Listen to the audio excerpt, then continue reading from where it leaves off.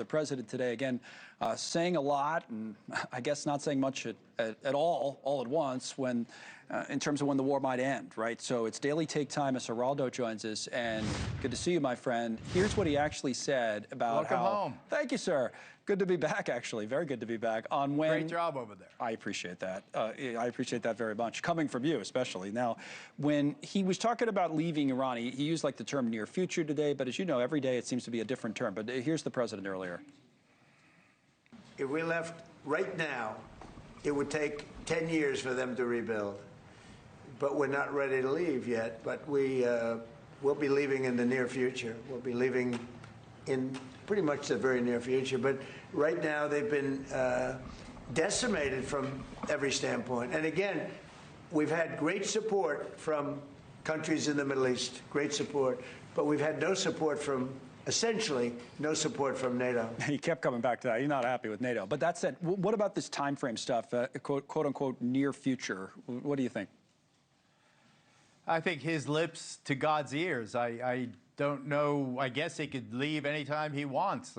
He could pull us out, say we've won, and if they do it again, we'll come back later. I guess he could always do that. But he can't be angry at NATO, which he did not consult at all, as far as I know, in the lead up to this war. It seemed to me this very unique U.S.-Israeli coalition that, for the first time in history, had these two forces fighting shoulder to shoulder. They didn't give NATO the time of day, and it was only when Iran surprised everyone with their ability to sustain those ballistic missile attacks and the drone attacks, and to stay in the fight despite the fact that their leadership was wiped out, including the people today. They're gritty. They're desperate and they're radical, and I think that to expect, Iran to belly up is wishful thinking, and to expect NATO to now give us control of all their mine-laying vessels and minesweepers and so forth.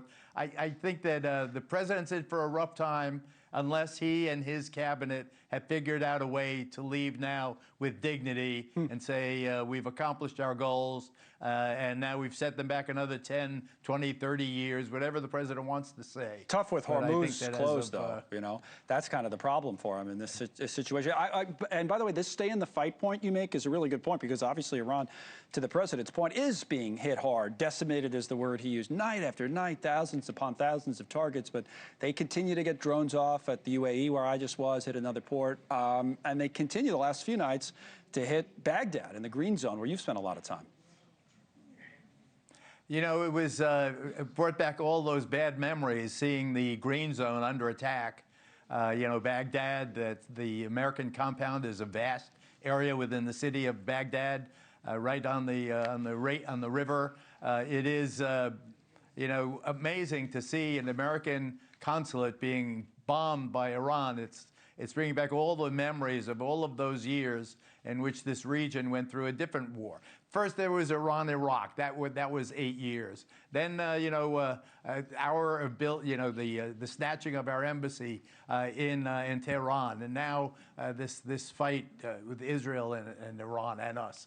I don't know where peace lies. I don't know where this ends. It seems to me that people who have misgivings about this, like Joe Kent, the former intelligence chief who just resigned today, you cannot fault them for having second thoughts when half the world has more than second thoughts. They wonder what the hell we are doing. And to see this guy, I don't know him. I understand he's a hard right kind of guy, but I also know that he's an 11-time veteran. He's lost his wife, who was also a service member. She died in combat when his kids were just 1 and 3 years old. I mean, this is a guy that has a right to speak out. So I think that those who now start hunting critics of the war have to better be careful when they deny the right of someone to object. He supposes, he makes the proposition that Israel dragged the United States into the war, essentially. Yes. A lot of people say that.